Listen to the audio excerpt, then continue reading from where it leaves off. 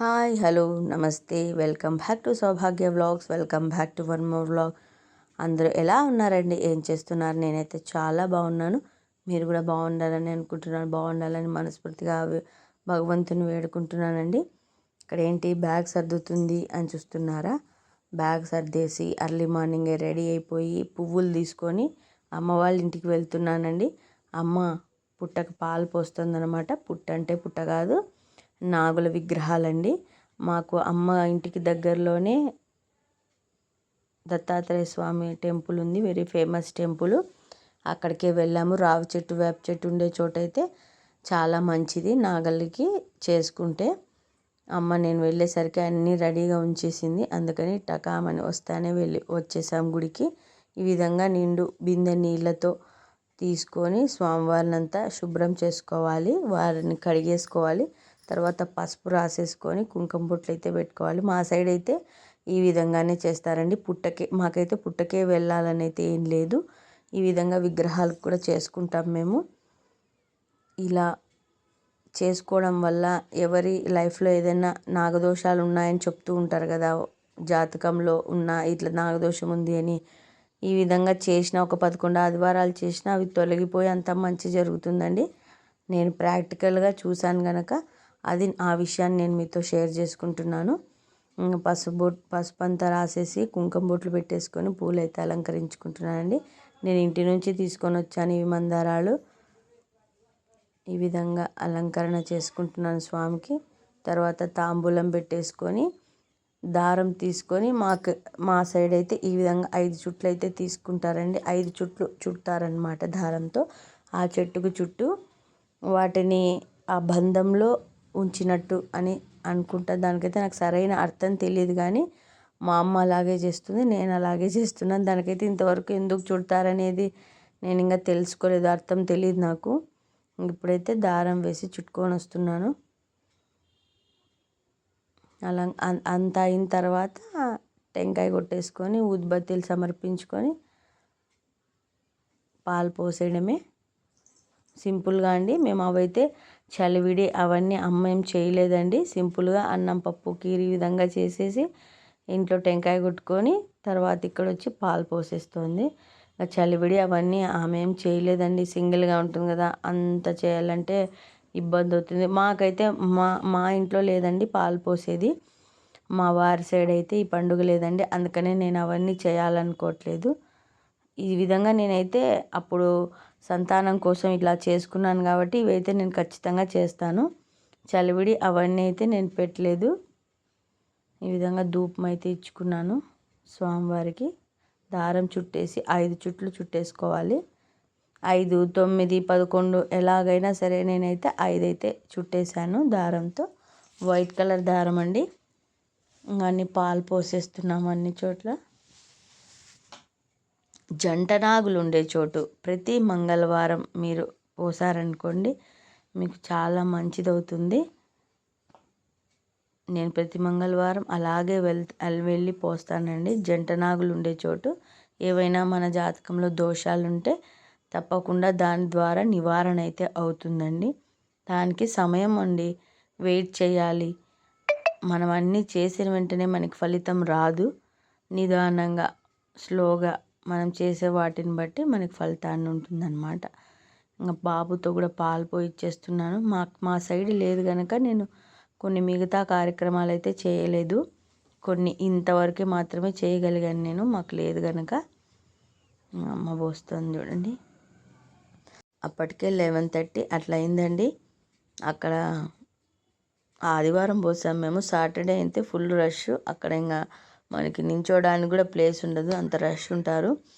ఈ విధంగా 5 పోగులతో చేసిన దారానికి ఈ విధంగా పువ్వు అయితే కట్టి స్వామి దగ్గర ఉంచి దాని ప్రసాదంగా మన చేతికి ఈ విధంగా రక్షగా కట్టుకోవాలండి. మా సైడ్ అయితే ఈ విధంగానే కట్టుకుంటారు. పాలు పోసిన దానికి ఇది ఇలా ఖచ్చితంగా కట్టుకుంటారండి. బాబుకి అయితే కట్టాను నేను, నాకైతే అమ్మ కడుతుంది. అమ్మకి నాకేం వద్దులే మీరిద్దరు కట్టుకోండి అని చెప్పేసింది. ఈ విధంగా కట్టుకోవడం అయితే మా అనంతపూర్ సైడ్ అయితే ఆచారం అండి. మా సైడ్ అంతా ఇలాగే కట్టుకుంటారు. పుట్టకు పాలు పోసిన ఆచారం అన్నమాట. పుట్టకు కూడా పోయొచ్చు, కానీ మేము ఎన్నో ఏళ్ళ నుంచి ఇదే విధంగా చేసుకుంటున్నాము. అమ్మ అయితే శనగబ్యాళ్ళ పాయసం అయితే చేసిందండి, రవ్వ వేసి. మీకు ఎప్పుడైనా ఈ రెసిపీ షేర్ చేస్తానులేండి. రైస్, పప్పు అనమాట. ఇక మునక్కాయలు తాలింపు అనమాట. దాంట్లో సైడ్ డిష్గా నంచుకోవడానికి మునక్కాయల తాలింపు.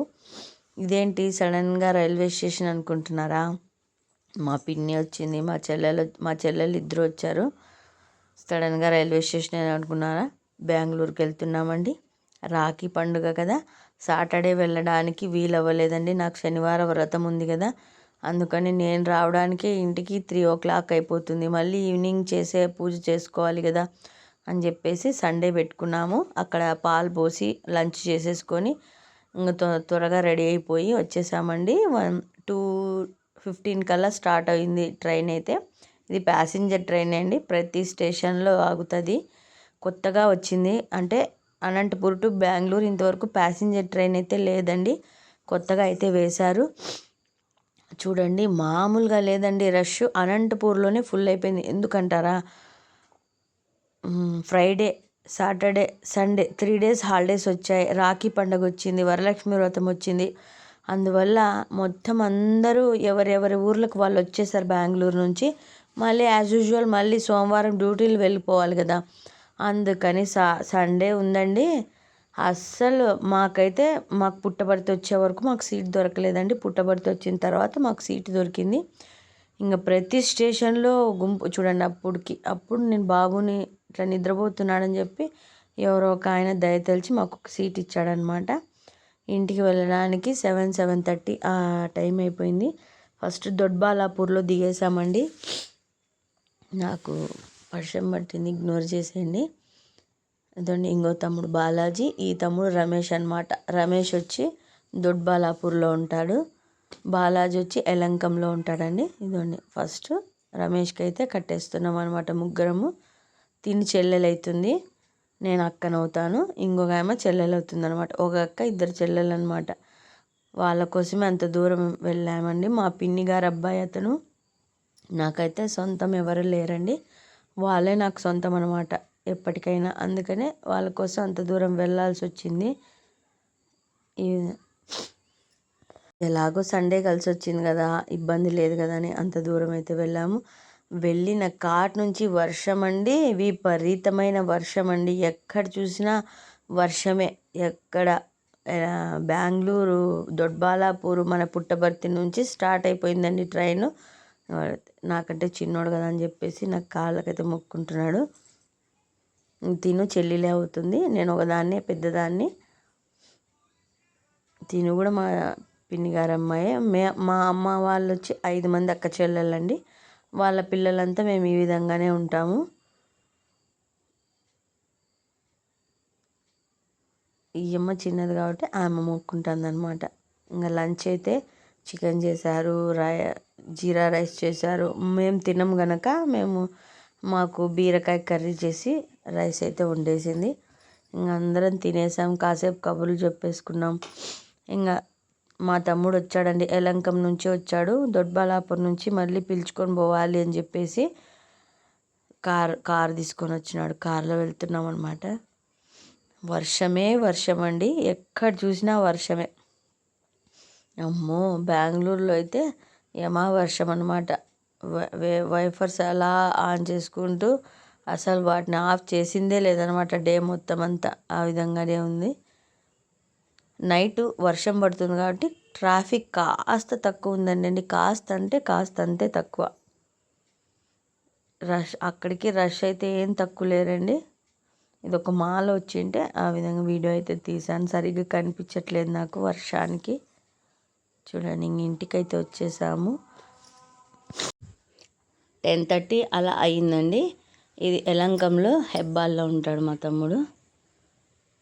ఇంకా రాగానే అక్కడే లంచ్ చేసి వచ్చాం కనుక ఇంకా కాసేపు అలా వచ్చిన చోట నిద్ర అయితే రాదు కదా, కాసేపు అలా టీవీ అయితే పెట్టుకున్నాము. బాలకృష్ణ అదైతే చూస్తున్నాము ఓటీటీలో.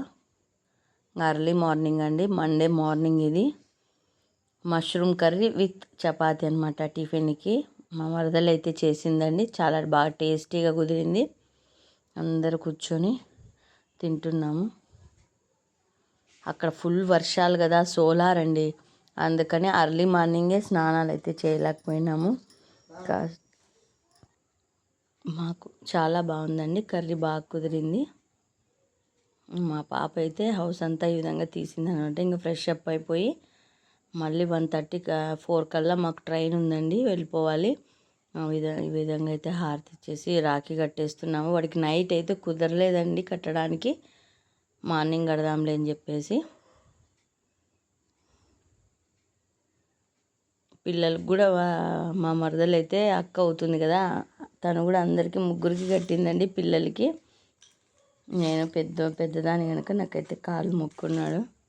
దొండి పిల్లలందరికీ కలిపి రాఖీ కట్టేసింది మా మరదలు. బొట్టు పెట్టి హారతి ఇచ్చి ఇంత బుద్ధిగా కూర్చున్నారు చూడండి ముగ్గురు. మా వాడికి పండు మీద ఉందన్నమాట చూపంతా. సంవత్సరానికి ఒకసారి ఎంతో ఇష్టంగా చేసుకుంటారు కదండి అక్క తమ్ముడు, నేను నీకు తోడు నువ్వు నాకు తోడు అనే ప్రామిసులతో చేసుకుంటారు.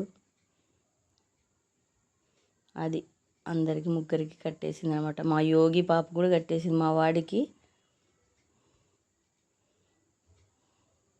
మా చెల్లెలు మా తమ్ముడికి కట్టేది ఒకటి బ్యాలెన్స్ ఉందండి.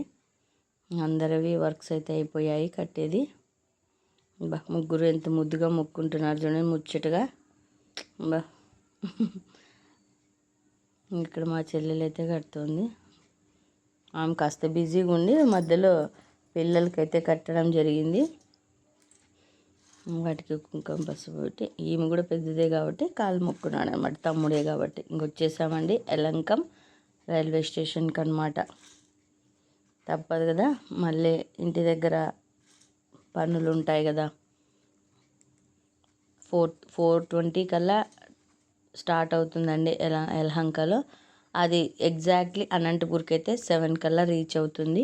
అక్కడే స్టార్ట్ అవుతుంది కనుక మనకి సీట్లు అయితే బాగా అవైలబుల్ దొరుకుతాయి. వచ్చేటప్పుడు ఎంత కష్టంతో ఇబ్బందితో వచ్చామో, పోయేటప్పుడు అంత ఫ్రీగా వెళ్ళిపోయామన్నమాట. బాగా చెప్పేసి వెళ్తున్నాడు, సీటింగ్ చేయించేసి. ఎప్పుడు వచ్చినా జాగ్రత్తగా చూసుకొని జాగ్రత్తగా ఎక్కించి వెళ్తాడండి. చూడండి, ఒకే సీట్ ఇద్దరికి, విండో సీట్ కావాలా ఇద్దరికి. ఎప్పుడు వాదులాడుతూ ఉంటారనమాట. హ్యాపీగా ఫ్రీగా వెళ్ళినామండి. పోయేటప్పుడైతే అమ్మో లేదంటే టూ మచ్ రష్ అండి. పోయేటప్పుడు అదే అవస్థపడి అలాగే వెళ్ళిపోయాం. ఇంకా ట్రైన్లో వచ్చే ఆగుతారా పిల్లలు, బారా మసాలా.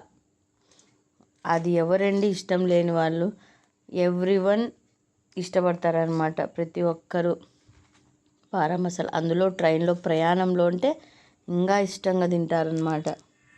ఓకేనండి, వాయిస్ ఓవర్ ఇస్తూ ఉంటే ఫోన్స్ వస్తున్నాయి, డిస్టర్బెన్స్ వస్తున్నాయి. ఓకేనండి, ఈ వీడియో ఇంతటితో ఎండ్ చేస్తున్నాను. మీకు ఈ వీడియో నచ్చిందని అనుకుంటున్నాను. Thanks for watching. Take care, bye.